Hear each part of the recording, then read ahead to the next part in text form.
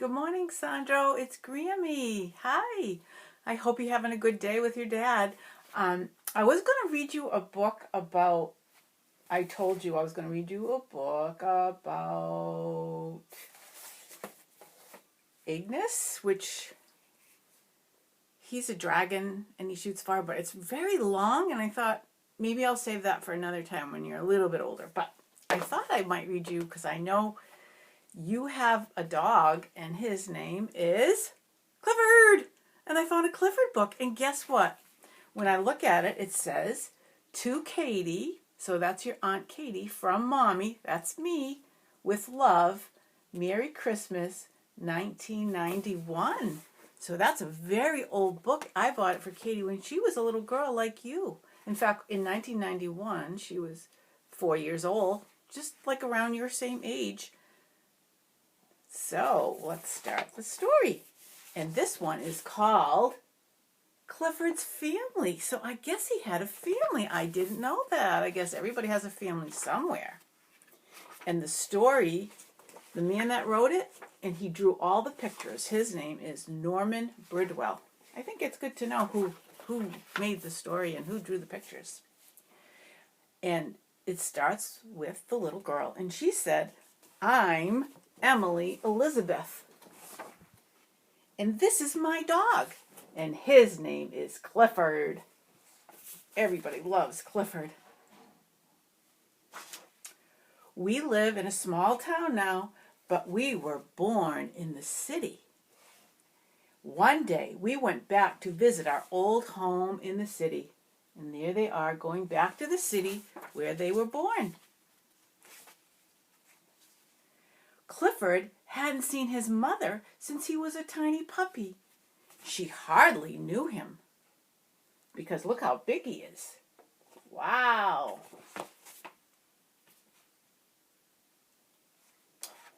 She still treated him like a puppy. She checked his teeth. And she looked at his ears to see if he had been washing them. I bet you wash your ears, Sandro. The man told us where Clifford's brother and sisters lived, and we went to find them. So there they are, going through the city to find Clifford's brother and sister.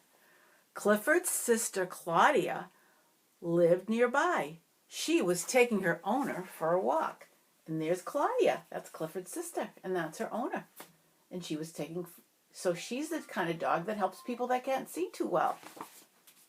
They call that a C&I dog.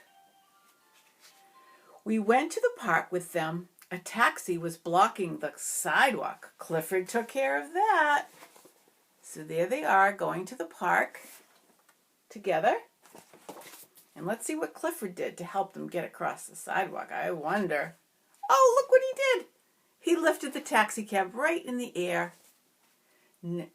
What a good brother. Next, we found his brother Nero. Nero was a rescue dog at the fire station. And you know about fire stations. You've been to the fire station. So his brother was a rescue dog right there. Oh, that's so nice. While we were there, the alarm rang. We followed the truck. Nero rushed into the building. So there was a fire alarm, and so Clifford's brother right there rushed into the building to help the firemen fight the fire. And then you can see Clifford's running right along. Clifford helped him.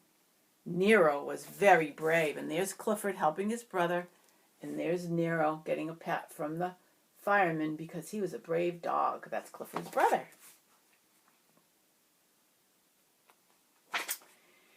Then we set off to the country. Clifford's other sister, Bonnie, was a farm dog, and one of Bonnie's jobs was to herd the sheep into their pen. And there they are, off to the farm, and there's all the sheep. And there's Bonnie, and she's white, just like the sheep, and she gets all the sheep to go into their corral so they won't get lost. And there's Clifford, and he's very happy watching his sister do a good job. Right, Sandro?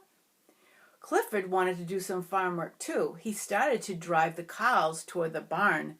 One of the cows was a bull, and bulls don't like the color red. And what color is Clifford? So there's Clifford trying to drive the cows in, but look at the bull. Uh-oh, it looks like he's getting mad. Let's see what happens. We'll turn the page. Clifford wasn't scared. He was smart. He didn't want to hurt the bull, so he jumped out of the way. And when Clifford jumps, he really jumps. We had one more place to visit. It was Clifford's father's home in a town nearby. And there's Clifford jumping over the barn so that he wouldn't get in the way of the bull. He knew what to do, and he was so big he could do it. And now he's on his way to his father's place where he lives. The house was small, and there were a lot of kids playing in the yard. And there it is. Clifford's father didn't have a collar, or a dog dish, or a dog house, but he seemed very happy. And there's Clifford's father,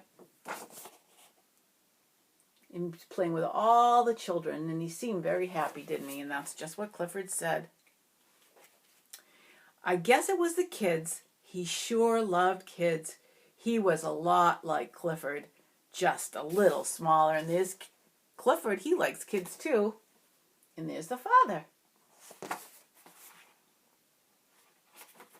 Clifford wished the family could come and live with us, but they all had people who needed them, just as I need Clifford, the best dog of all. And there they are, very happy. The end.